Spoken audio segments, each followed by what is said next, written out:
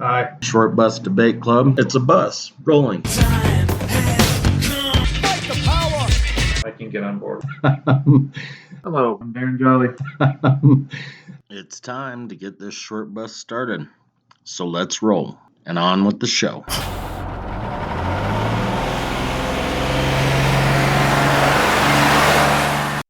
Hello and welcome to another exciting class of the Short Bus Debate Club. So, I'm Brian Courtney. That's Darren Jolly. Hello. And so actually 2 episodes ago, we talked about the military-industrial complex. This time we're talking about the prison-industrial complex. Now, honestly, I don't believe that they're that separate, but they are separate with regard to budgets and buildings and things like that. So when you say they're not separate, because they're complementary in a certain sense, or? Yeah, because they kind of help each other out, you know. Maybe the CIA wants to stash someone away for a while, you know, throw them into the shoe. Nobody ever knows they're there. The shoe. Not, what is it? Segregated housing unit. Where they put, like, generally high-risk type of offenders. People that have fucked up enough at another prison to where they move them to a shoe somewhere. You keep them out of the general population. But it's not like when they put them in a hole or something like that. No. It's not dark where you're shitting in a bucket. But it is separate from the other prisoners, so you have minimal contact. It's almost like Supermax without being in a Supermax. So you're in a regular cell. So maybe the CIA says, "Hey, we need to stash this guy away for a little while." They put him in a shoe somewhere, and that's total speculation. I'm not saying the CIA did that, but I do know that certain departments have gone to the prisons for help and in other ways, and we're going to talk about that in more detail. So before we jump into that, though, I want to talk about one thing. There is exclusive content out there. If you guys are on Spotify or Amazon or Google, you're not seeing it because the company that we host with, which is Red Circle, doesn't transmit the exclusive content to those guys, so it just doesn't even show up on the menu of availability. So if you want exclusive content, you've got to go back to Red Circle, subscribe, and then you can get the exclusive content. But I don't know if you can get it on Google or Amazon or Spotify. So we'll have to figure that out. If you guys have already tried, let us know. You know the number, email address. Roll, bitches. Yeah, so I've got a lot of things that I want to talk about. But before we start rolling, I want to touch on some stuff we talked about before, and I won't go into a lot of detail, but it's mainly about the crime bill. Is this from that crime bill episode or from the previous prisons episode? Or combination of the two. Okay. So 1994, we talked about our illustrious president when he was still a senator, trying to get a bill passed, and then it got stalled, so he just kind of rode the House, and this 1994 crime bill came into law. And basically what it says is that monies will be given to cities, counties, prisons, all of the above, for doing a whole range of things, which include having a higher prosecution rate, having longer sentences, and And there was a third fucking thing, and I can't remember what it was, but it isn't really relevant, because what it ended up being is billions of billions of dollars being put back into prisons. So a district attorney doesn't have any reason to say, you know what, this guy might not have done it, or there was justification there. So instead of offering a plea that may have been of some value, some redeeming value for the defendant, he says, fuck you, no plea, we're going to trial. And he gets sentenced for murder in the first degree instead of justifiable homicide. And so now the district attorney has taken 2 ticks off, because he got a longer sentence and he got that prosecution. So that 1994 crime bill is a bitch. And that was the main thing that I wanted to mention before we rolled into prisons that was again. where three strikes was an outgrowth of the, and mandatory minimums those were both. And there was another one, I can't find it, but the idea was that when you give people a sentence, there's an incentive that's given to them, or given to the in this context, like what is it you're talking about, to where they're requiring them to fill the full sentence, not just. Yeah. So that was the third thing, is that so there were mandatory minimums with regard to parole, and the longer it was, I think it was like 85% of the 85% of the sentence had to be served in order for another tick to be taken, so that they could get some more money. But again, it was billions and billions of dollars, because again, this started in 1994 and we're in 2023.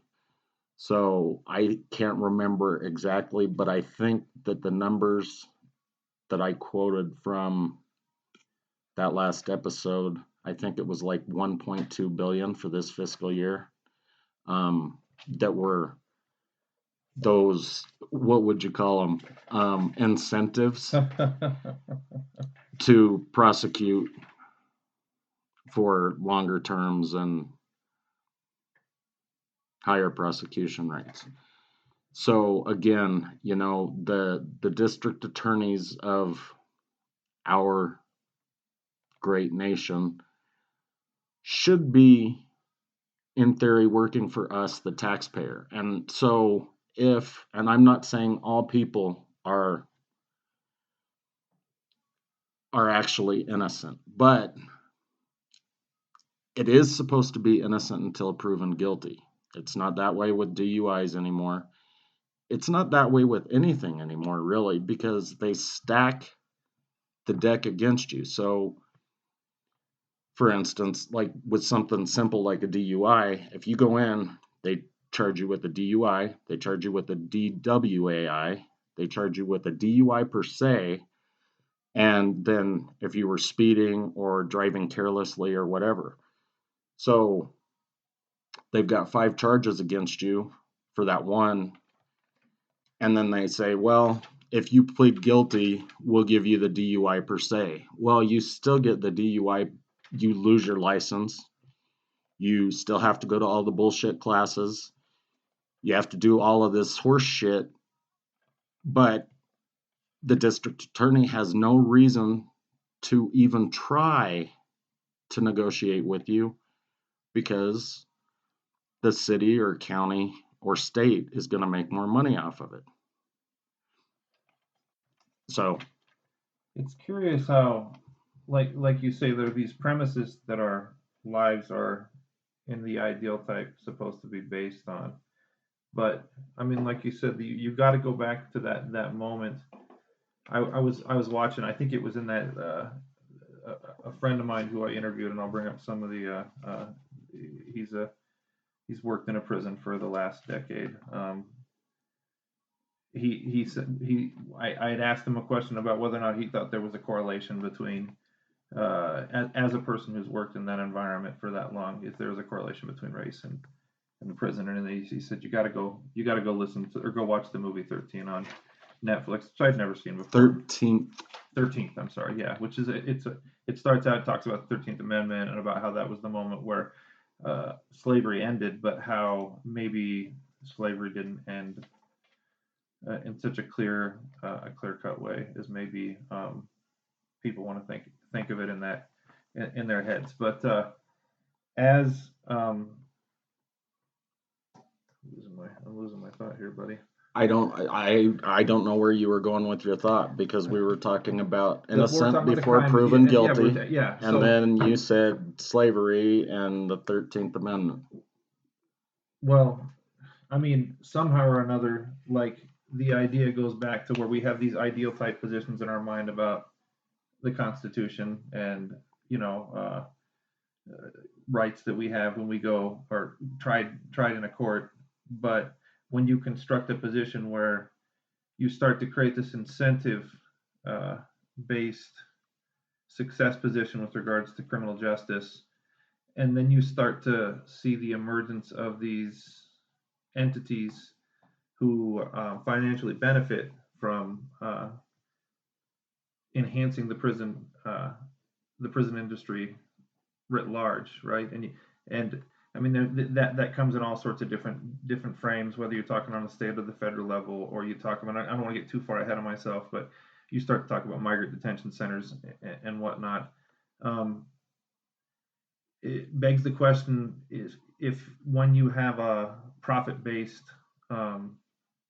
society, is it possible to maintain an ideal like innocent until proven guilty when the logic of the system always gets subjugated to profit, to making money, like because that like and it seems to be in education you see the same thing, you see it in a lot of different areas in life, and like I've repeated many times, I'm not even sure this is capitalism anymore. It's a very peculiar form of it, but there are so many entities that grew out of 94 where you literally see like 300% increases in prisons in the United States, and you go from X amount.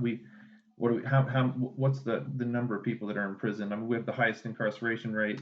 Well, and again, capita. So we talked about that on the prison one, right? So we've got 5% of the population, but they say that we've got 25% of the incarcerated in the world. Yeah. Right. So I don't know how they came up with those numbers, because we tried to crunch those numbers, or I did, a couple of different times, and they weren't coming up the way that they were supposed to. And I obviously don't have the research capabilities that, say, the ACLU does. Mm-hmm. They've got people that just sit there and fucking do research. That's it. Mm-hmm. And they've got people that do research on prisons, and then they've got people that do research on torture and whatever. Mm-hmm. It's probably close to 25%, but again, it depends. If you go in on Friday, and you're in the drunk tank, and you get out on Monday, do they pull the numbers on Friday or Monday? Well, and even still, like you can even take it further. Like some people might not consider migrant detention centers.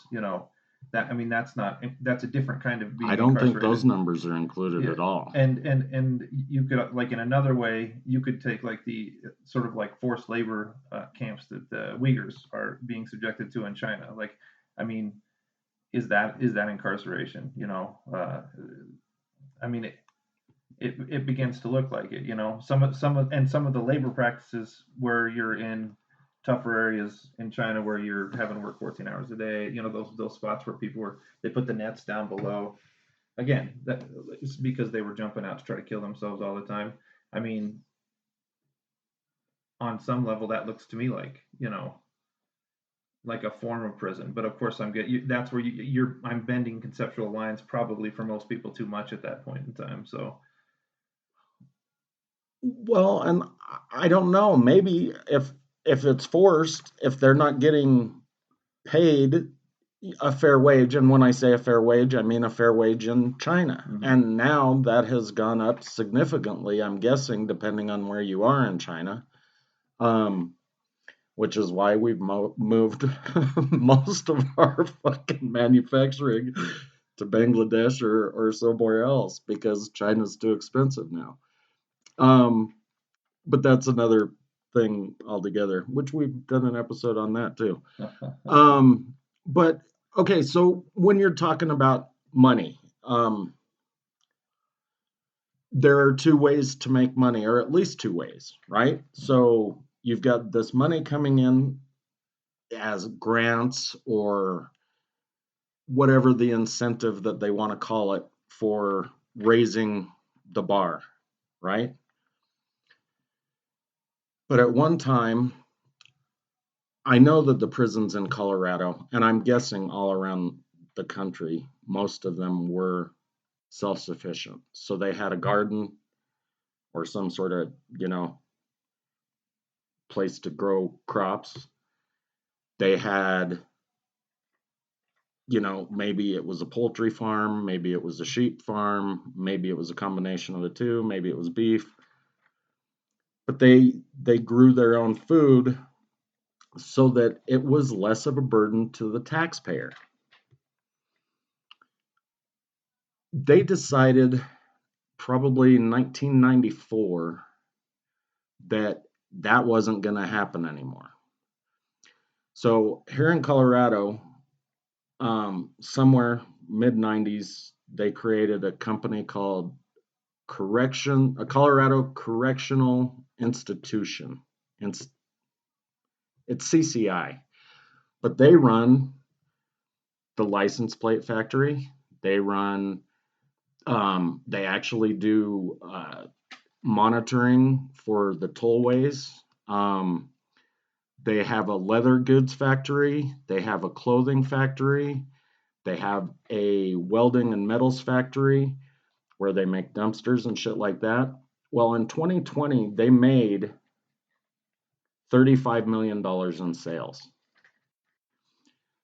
It's estimated that in 2021, there were $2.9 billion in sales that were from companies outside of prisons throughout the United States. They pay the average worker in a prison anywhere between 13 and 52 cents an hour. So There's this one that I was looking at. It's called Unicor, right? It's a private prison, and they make recycled furniture. And if you work 40 hours a week, you get paid $40 a month. And obviously, $40 is functionally different inside of prisons than it is on the outside. This is one thing that when I was talking to my buddy, he actually so like right now, we sell bricks of stamps to this prison in the area, and they'll buy 16,000 stamps at an even time. So a stamp now is 63 cents a piece, but the concept of value, I mean, because they're literally like used as money inside of some prisons, but the concept of value, they don't know what 63 cents means. There's these different concepts of value in the way that things are expressed inside. So that does not mean that $40 a month for these people who are working 40 hours, 160 hours a month plus on this, that suddenly it's like you're going to a third world country where, woohoo, I'm in Bratislava. What was that stupid movie? Euro trip. Yeah, Euro trip. I got a nickel. We're millionaires. That is not what's going on in prisons with regards to that. But it is very curious to think that that inside of these spaces they actually have a totally different concept. Like the way that they construct value in those spaces. Well, and the barter system is weird because it's like a lot of it is commissary stuff. Hey, we'll trade you 2 ramen noodles for this fucking nail clipper, right? Or whatever. I think they're going to give nail clippers to them. That you can buy them, dude. Really? Can't Fucking you kill somebody with a nail clipper? I think you can pretty much kill somebody with anything. Okay. But yeah, and maybe I was wrong. I know that they have grooming items. Maybe the nail clippers that they sell are some sort of safety nail clipper. I don't know. Um, but yeah, I mean, drugs are more expensive in prison. Toilet wine is more expensive in prison. Toilet wine. And so that barter system, like, depending on the prison that you're at, state level, federal, your family can send you funds, and for that matter, county. I mean, because most counties will hold you up to 12 months before they have to transfer you to the big house. They can transfer money to your account, and that's what you do. That's what you use for your, whatever they call it, commissary or general store or whatever the fuck it is. I know that there are prisons here. There's one in Lyman where there's a gang of fucking thuggish, like skinhead guys that extort the coins that come out because they're used for the soda machine. But it's not actual money. It's like some sort of token. They extort tokens from prisoners for protection so that they can buy more shit at the commissary or whatever. And then they also, I'm guessing, take those same tokens for drugs or whatever. What was the name of the book where the guy ends up on the island and he's got like a guy that works for him, Robinson Crusoe or something like that. So this is like Robinson Crusoe in the prison, like where the political economy. And don't get me wrong, like that he's trying to make an argument that capitalism is eternal and that there's no that isn't what I was fucking saying. No, I'm not saying you. I'm saying Robinson Crusoe. But when you see a situation like that where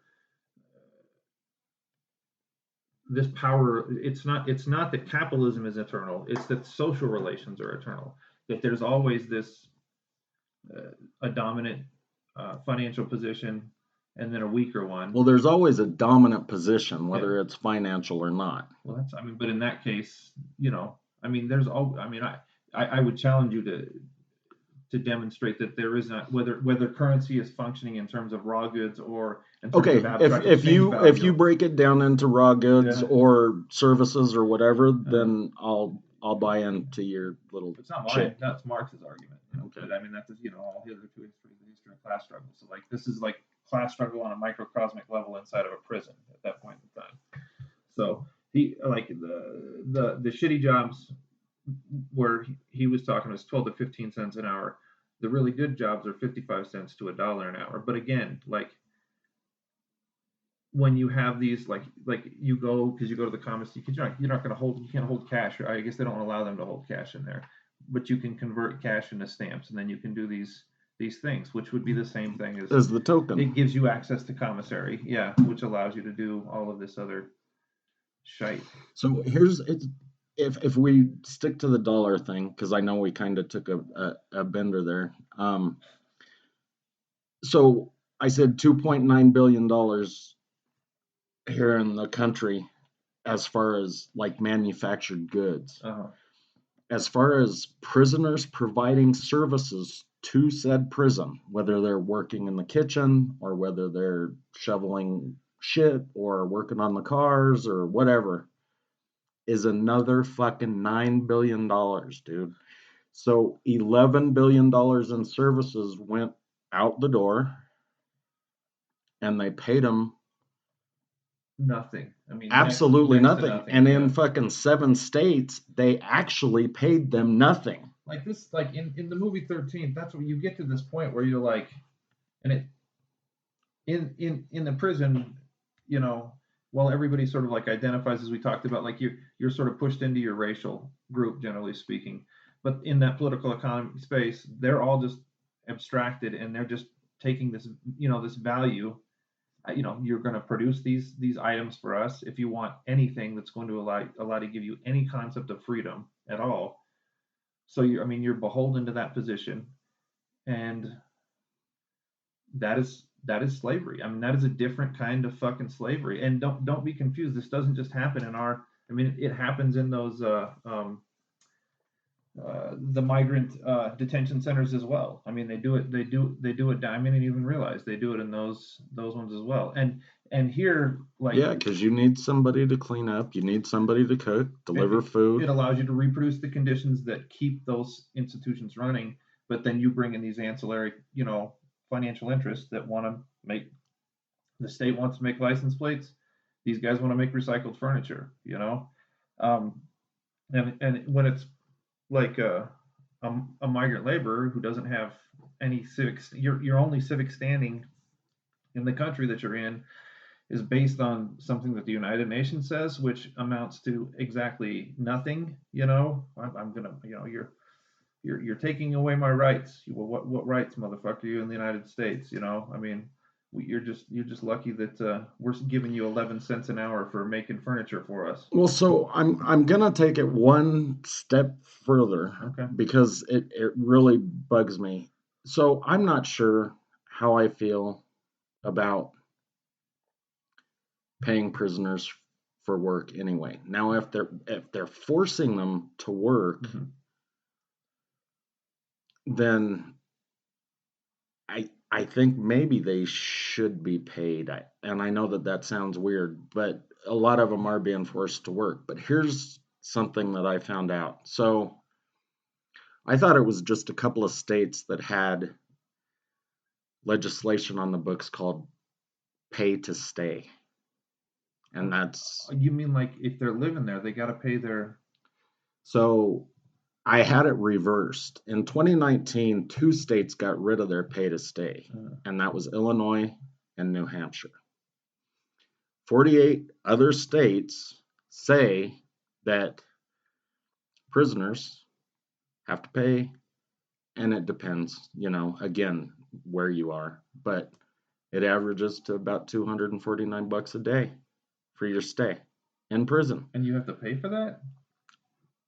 Yes and no.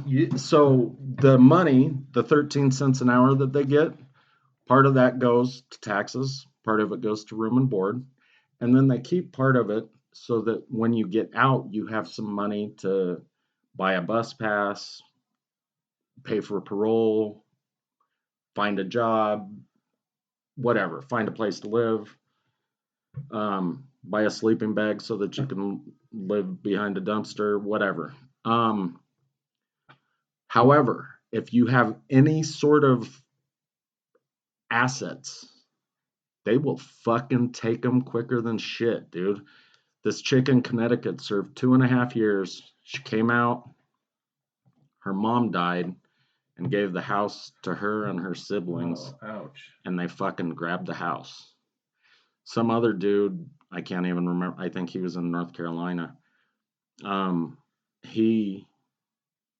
No, North Carolina generally doesn't chase them. But anyway, he came out a few years later. Somebody died, or no, he got an award for an accident. He got $21,000. They came after him and took almost all of it. He ended So how up long? with like What was $3,000. what was the time separation between when he got out and when he got the award? So liability. I mean, that's why. I mean, like if you're gonna. No, like, they don't. There's it's no infinite. Then you're saying Yeah, it goes they on can forever. just wait. Yeah, that sounds like we have all this justice in the United States. Wonderful justice. So it's I cracked a joke when we were talking about the military industrial complex, and I was talking about deficit spending, and I said, oh, well, that's one of the reasons they got rid of debtor's prison.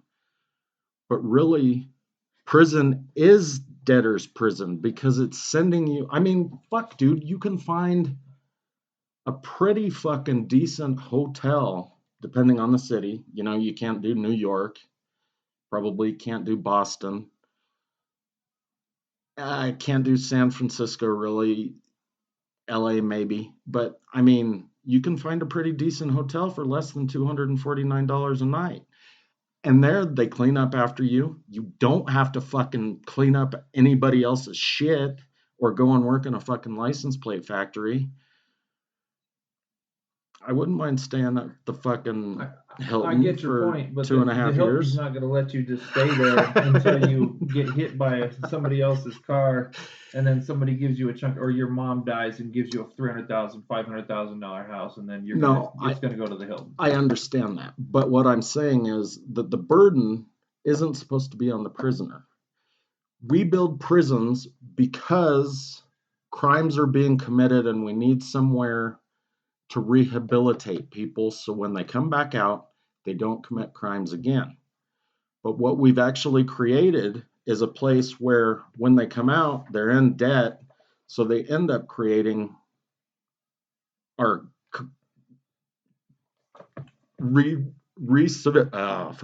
I was gonna say creating more crime, but they become recidivists. Yeah, they're going to go and back they're in going to go back in because I mean, like, and so then they're back at the 249 again.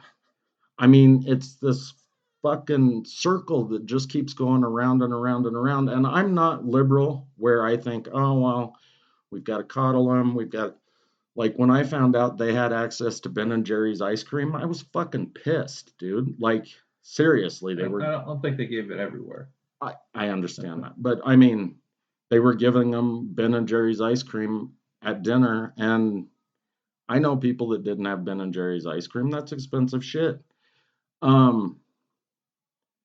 So I don't think that we need to coddle them, but I don't think we need to punish them more than they're already being punished. Okay, so but this is where you're bringing it into the space that we're really trying to ask, like, the bigger question, right? In relation to the function of the criminal justice system, the function of a prison system, a jail system.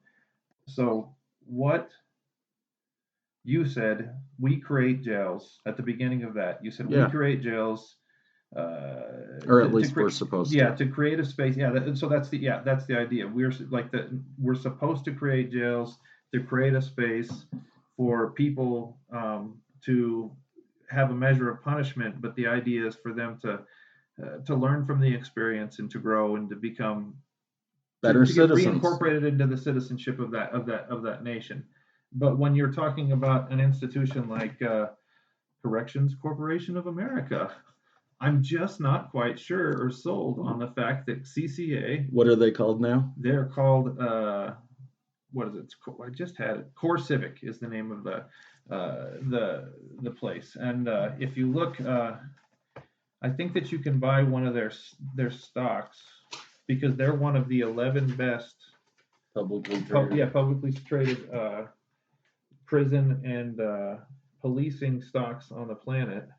But where did I get it? I'll find them. I'll find the numbers here in a minute. But these companies, the companies that function to see these value capability, like making money ultimately off of prisoners. I'm not so sure that they really want those prisoners to grow. I think that they probably are rooting for the recidivism, as you were sort of just saying. Well, so even if we're not talking about recidivism, let's say, because I do know that if you have assets tied to a spouse, that they can take that house also. So let's say you are married and you murder somebody, so they put you away for life. But you're in a pay to stay state. So you got to pay $249 a day for your life sentence. Well, obviously they don't know how long you're going to live, but they do know that you've got this house. So what's to stop them from just taking the fucking house out from under your wife and maybe kids? I don't know if you've got a wife and kids or not, but the house from the spouse. Right.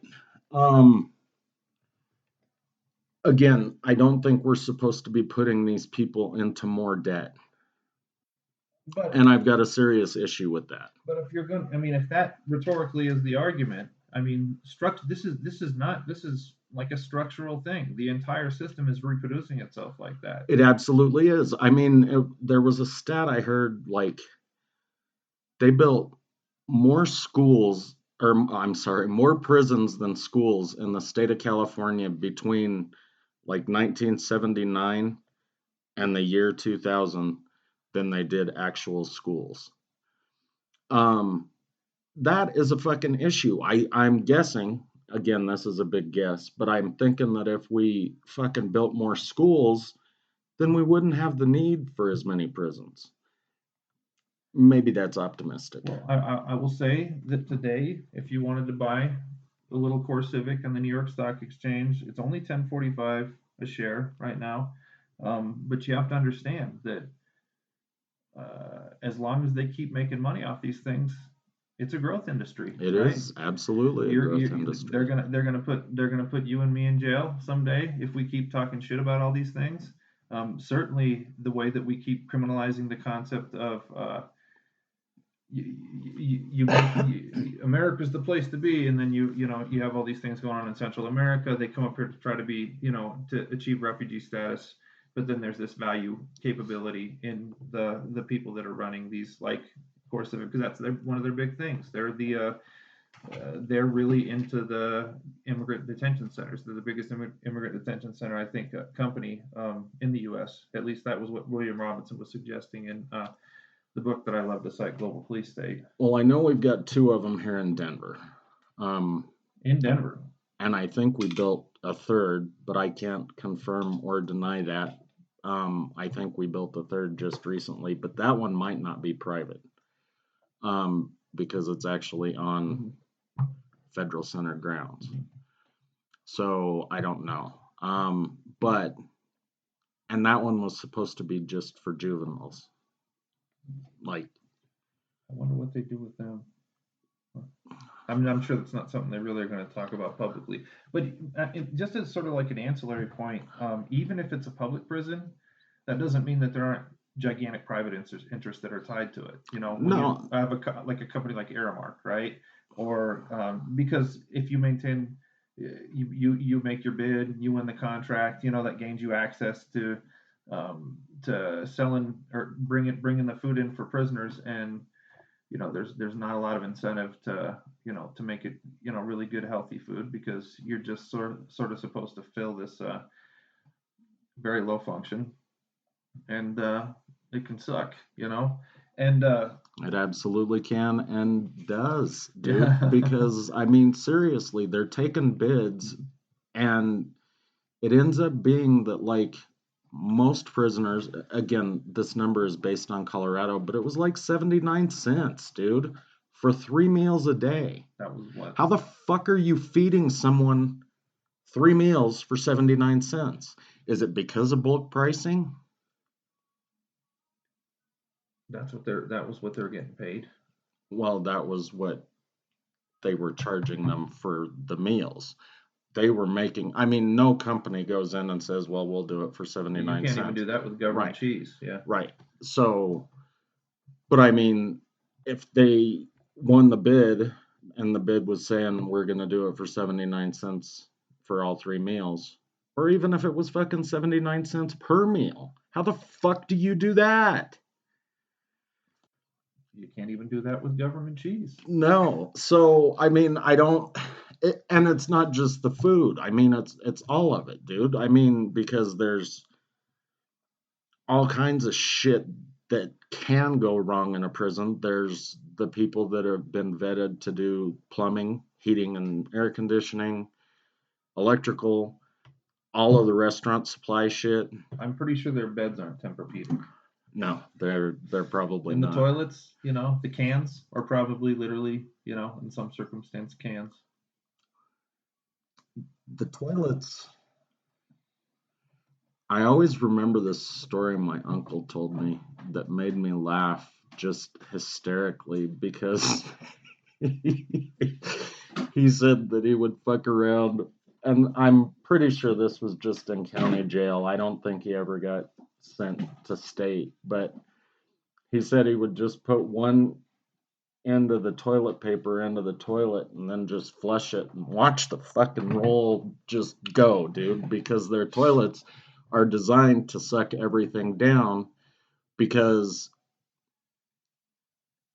if they don't, then disease can like breed.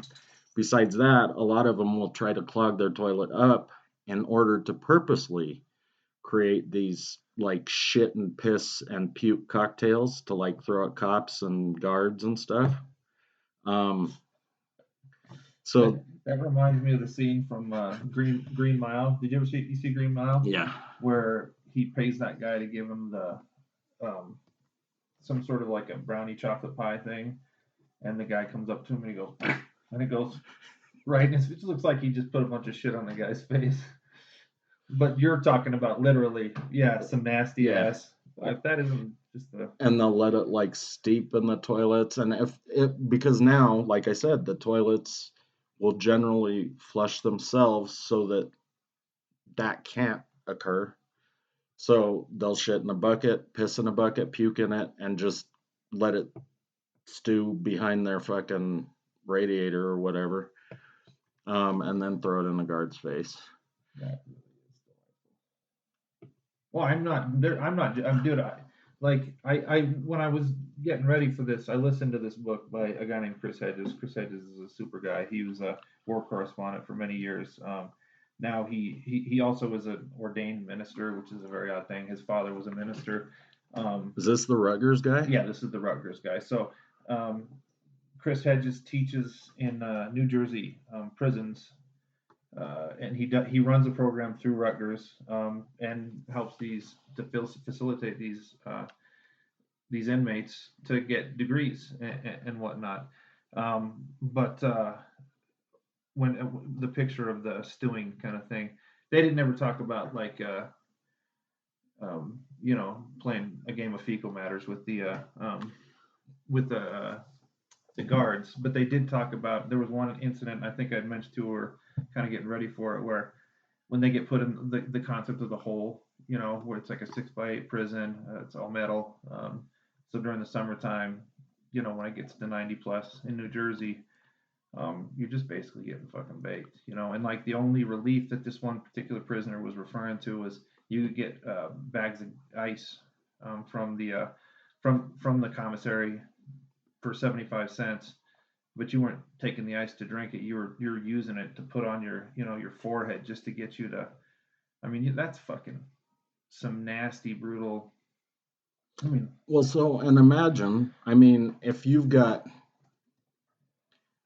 24 hours a day to fucking sit there and think about you can the imagine. people that have been fucking with you. And I'm not saying that every guard fucks with every inmate, but I know for sure that there are guards that fuck with inmates. I mean, it's just probability.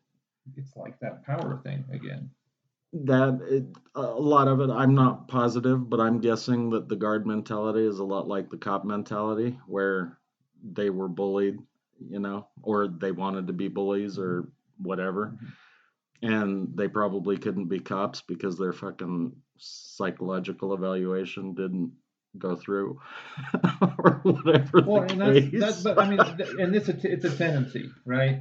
Because the, the guy that I talked to, he's a and he's educated. He's got a master's degree. Smart guy, I mean, and he didn't just buy a master's degree. He went through the process. And when we talk about reading and shit like that, books and things that interest him, and there's a different level of conversation, like there was with these kids that were taking these classes with Chris. But yes, I imagine that if and especially like if I hadn't found a way to come to terms with it and try to go a different way with my mind, where if I was in this like permanent state of like just fuck any motherfucker and I'm gonna fuck people up and I'm gonna get back at the people, to where revenge becomes like the sole purpose of everything that you are. And like you said, I got 24 hours a day to think about how I'm gonna get back at your ass, so I'm just gonna sit there and meditate on it and Throw some shit in your yeah, face. yeah, while I'm stewing, I'm gonna be stewing. But I mean, so, and I've heard stories and seen it. Like, again, I don't think HBO has ever made a bad show. No, I changed. I think they've made two bad shows, Girls and Sex and the City. But I think the second season of that weird one where they were like the criminal one or carnival one.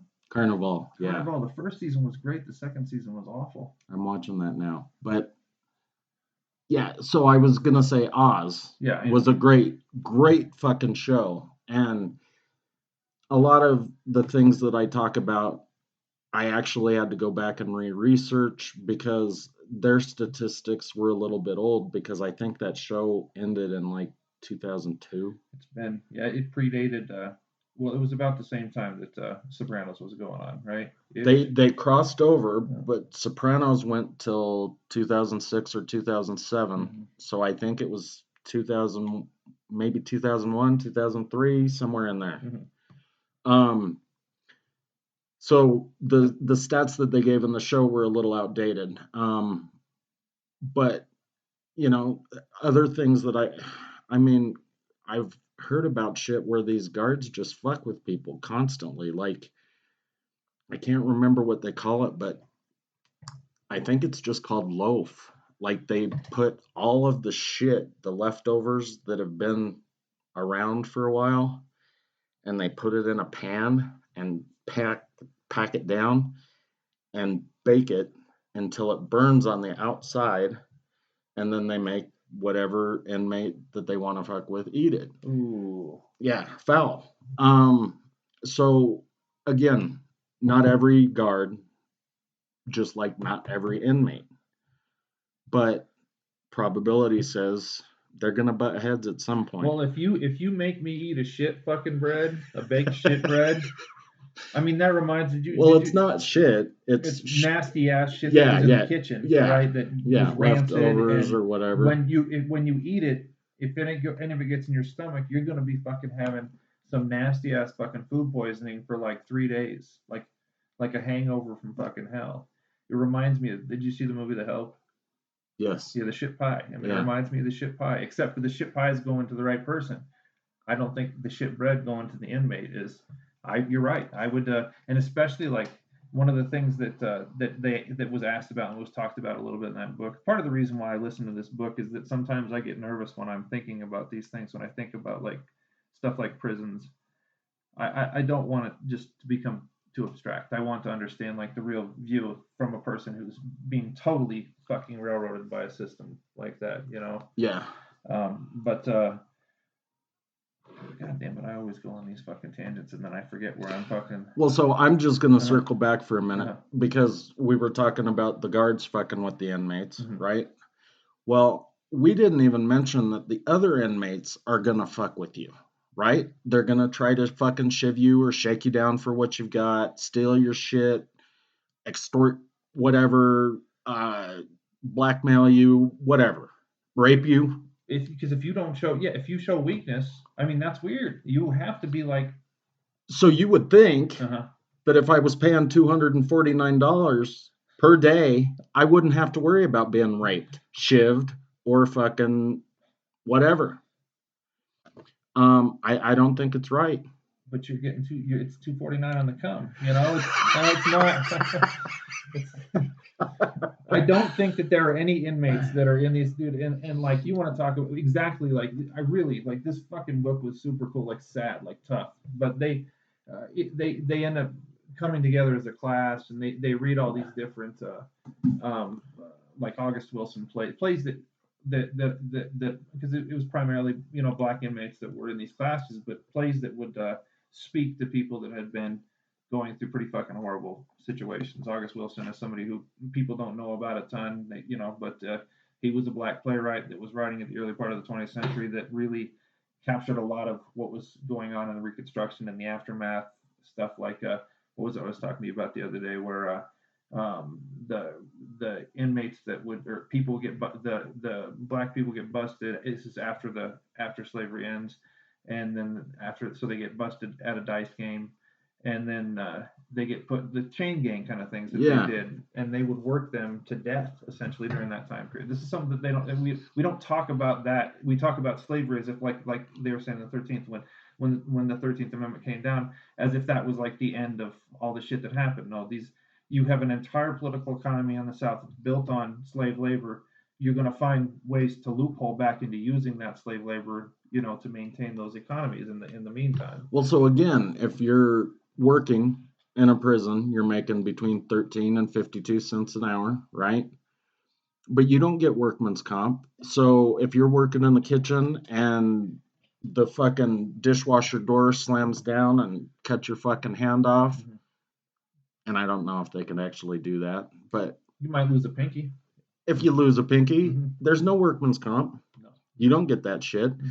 Mhm. And Not a lot of benefits in prison. no, but again, if you're doing dangerous work, like they were showing these guys down in El Paso, Texas after COVID, Mhm. so many people had died that they had all these bodies wrapped up in sheets and fucking duct taped. And then they had these prisoners disposing of the bodies. And these were dead prisoners. Yeah. Oh man.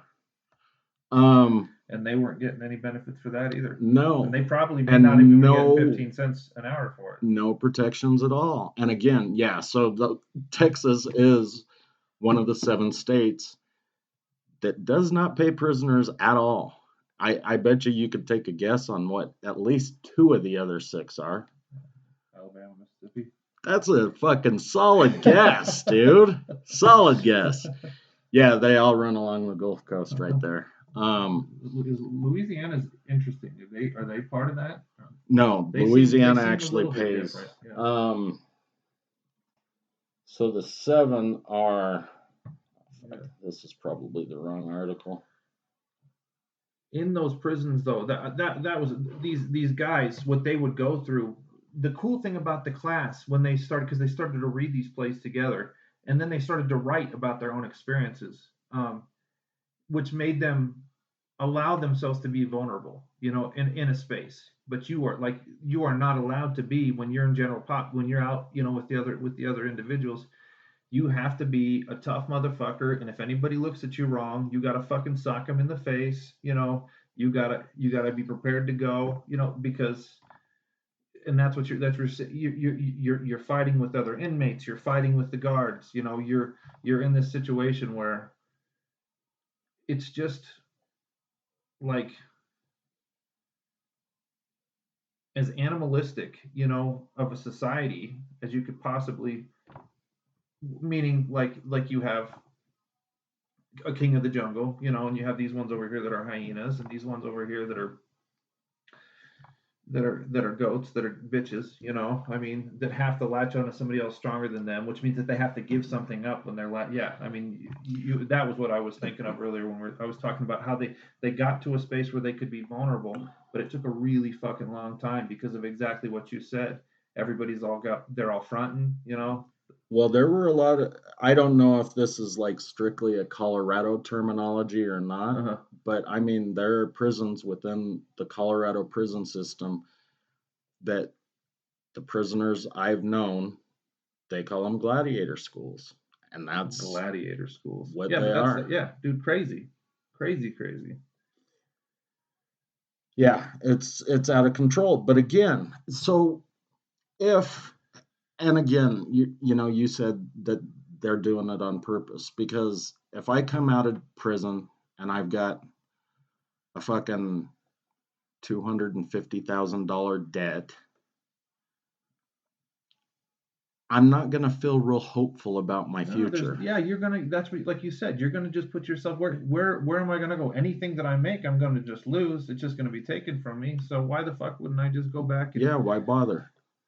Why not just fucking murder somebody so that they'll put me in forever? That's what Brooks said, right? In Shawshank Redemption, he said, "I just kept thinking about going up and shooting the head of the grocery store, so they'd put me back in." And that's just an old guy that was a nice guy that ran the library. He fucking took a crow and brought it to life, but he did, he was not ever going to be able to. And I guess I know this is a narrative. It's literally it's a book, but it effectively captures, and in his case, it's more just that his argument is that he became institutionalized. But a lot of these guys, because that's how they've learned to survive anyway. How would you function on the outside? You know? Well, I don't know. If I was in like dude, honestly, like I think that getting rid of the death penalty is only for profit. Now, That's interesting. so many people argue that they're getting rid of the death penalty because it's fucking brutal Moral issues, yeah. We're against it. Death is wrong. Sometimes you kill a person that we find out later on because of DNA evidence that or whatever. They were not. But as far as I'm concerned, if I were to be going in for, let's say, any time longer than 2, I'd rather them kill me. Seriously. Because I don't want to have to be on guard all 24 hours a fucking day. It's I think like that's one of the reasons why I wanted to listen to that book, because I don't want to just sit there and imagine. Like, I would rather just hear somebody's testimonial with regards to how that plays out, and I don't even want to really do that, because I like that we have this horrible habit of being voyeurs in those kinds of moments, but I like fuck that shit, bro. Yeah. It's got to just take a fucking toll on you, dude. I mean, I've never been in long. I've been in the drunk tank a few times. I've been in county a couple of times. I was in juvie a couple of times. I fucking hated every time. Juvie and the county the last time when the cops beat the fuck out of me. Those were probably my 2 longest stints, and those were 4 or 5 days apiece. But it was the worst fucking 4 or 5 days ever, because I, for all intents and purposes, had my back against the wall, because I didn't want anybody you can see anybody to sneak up on me. It's a horrible way to have to live your life. Yeah, and to do it for years and years and years. And to think that this is a way that people are making money, that's the thing. I mean, this is where my Hunger Game fantasies really. I'd love to see those motherfuckers that own these companies put into a space where some of the people that are the Chris Hedges book is called Our Class: Trauma and Transformation in an American Prison. So trauma, because that's exactly what happens to you there. I mean, you are not going to come out of, if you get paroled after 20 years, you're never going to be mentally okay. You're never going to be all right. You're going to be fucked up for fucking ever. So, well, and he might also be going even further with that title, because a lot of those guys were, and I don't mean to say guys, I know women commit crimes too, and are in these prisons for sure. But for the most part, the majority of the population is male. But either way, male, female, trauma, any of the other classes. I'm sure the other that I think that a lot of them were traumatized prior to even committing the crime. They actually go into that at a time. Yeah, you're of course you're right. Yeah, they go into.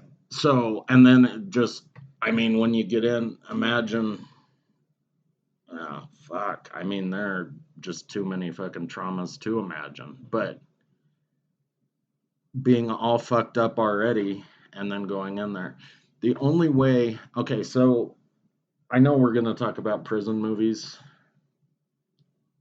on whatever. Movies and shows, right? So don't talk about Oz too much.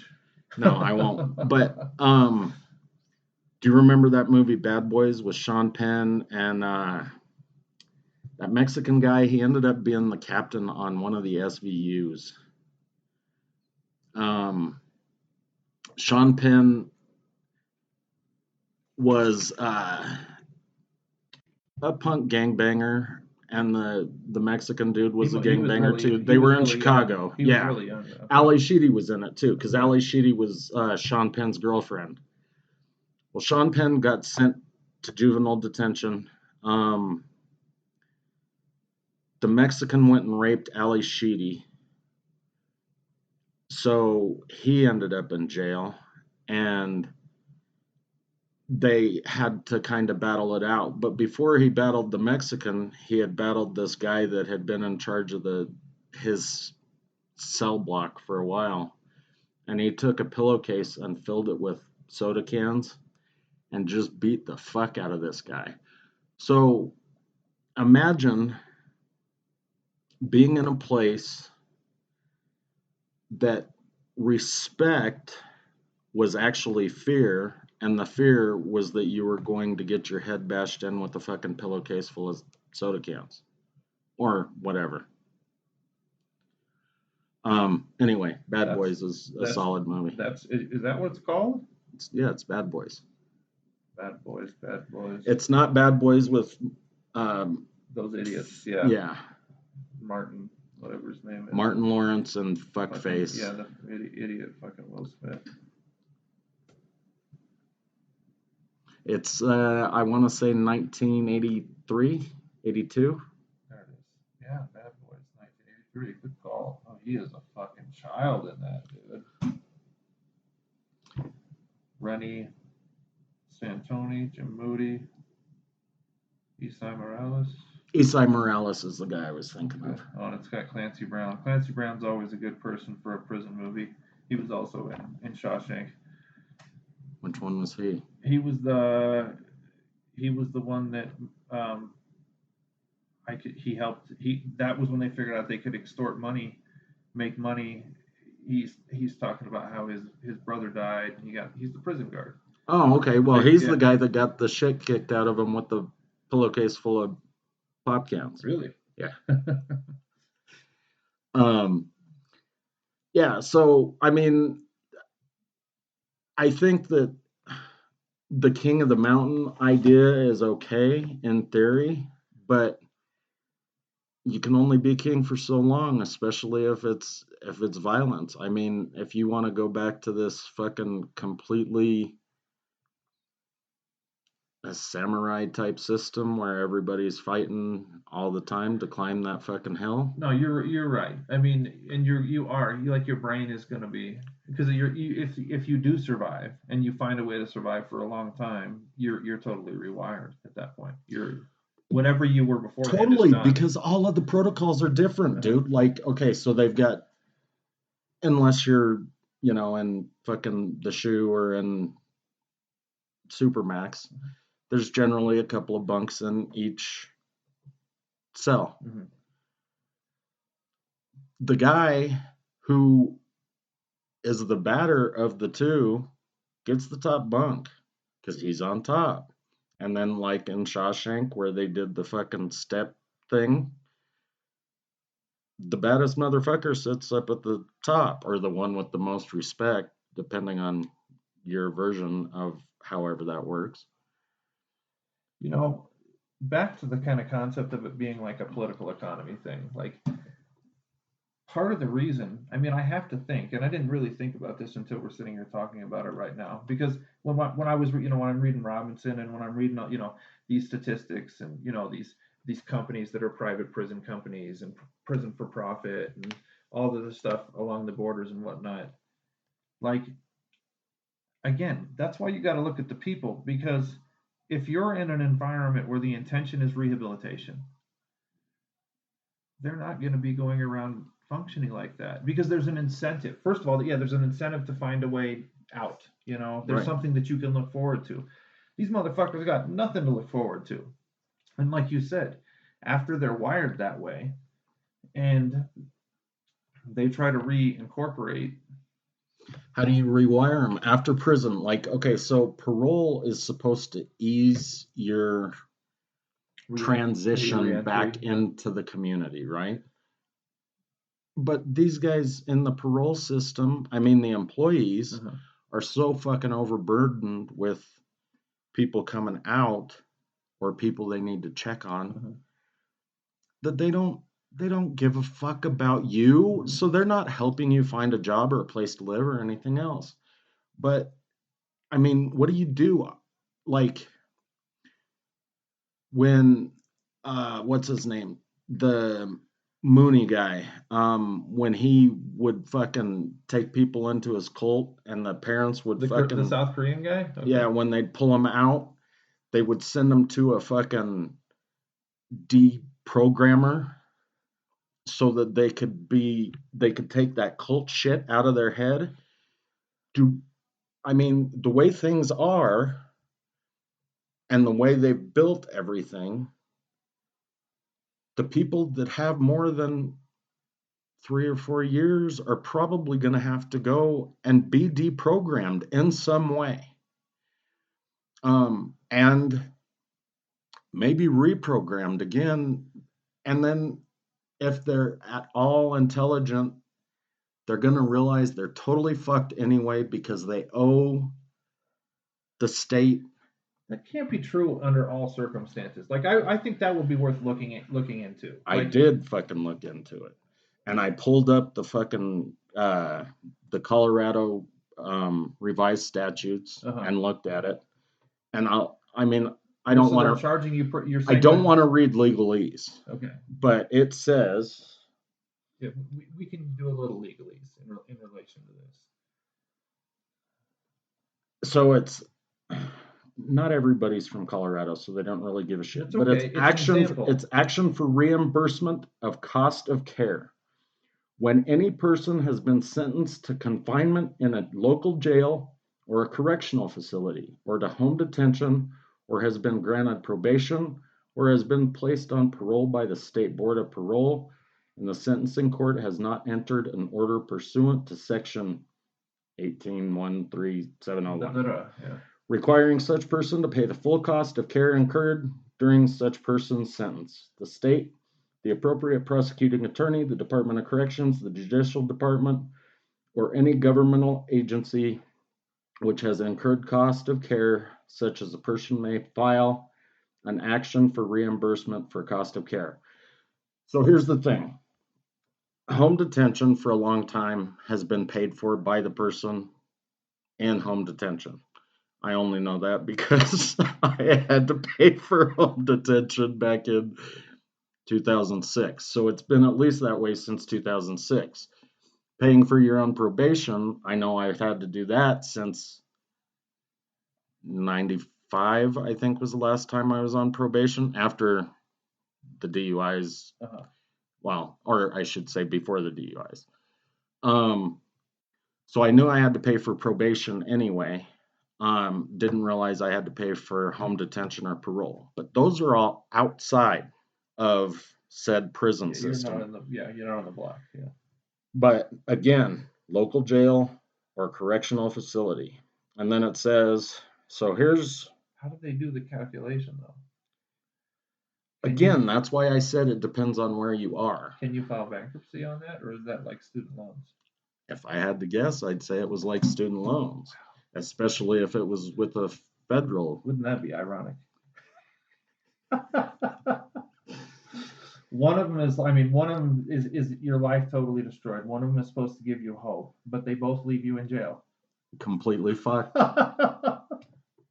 Completely fucked. That's so fucked up. Okay. So I don't know, dude. I mean, I don't know how they come up with the calculation. I'm sure that, some county down in southern Colorado has one calculation where here in Denver, things are more expensive, including, officers and whatever. I need to get this answer. I'm gonna find this answer.